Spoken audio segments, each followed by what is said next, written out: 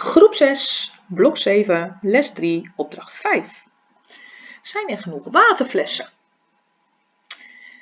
Nou, bij de Vierdaagse krijg je heel vaak allerlei cadeautjes en leuke dingetjes. En een van die dingen is, dus, ja, soms worden er waterflesjes van die bidons weggegeven. Dus, en op de eerste dag krijgen alle 13.972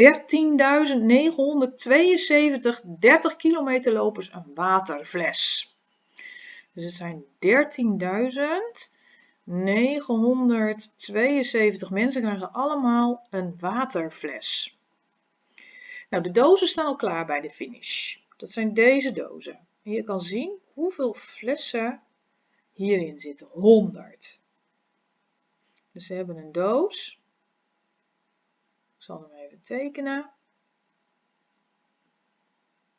En er zitten er 100 in. Nou, dat zijn natuurlijk lang niet genoeg, want je hebt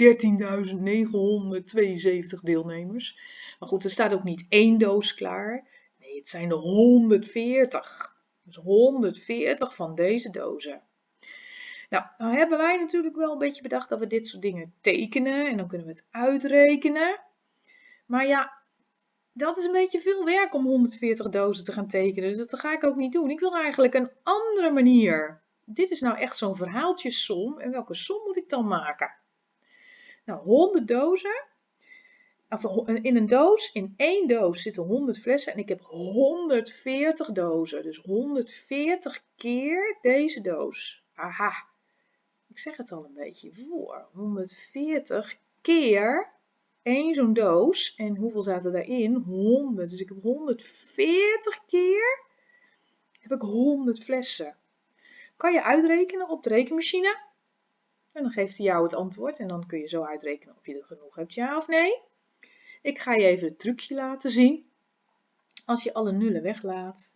14 keer 1 is 14. En dan ga ik al die nullen weer terugzetten. 1, 2, 3. En dan moet het dus ook 1, 2, 3 achter het antwoord. Dat klopt ook, want 100 briefjes van 100, dan heb je al 10.000. En dan nog 100 briefjes van 40 is 4.000.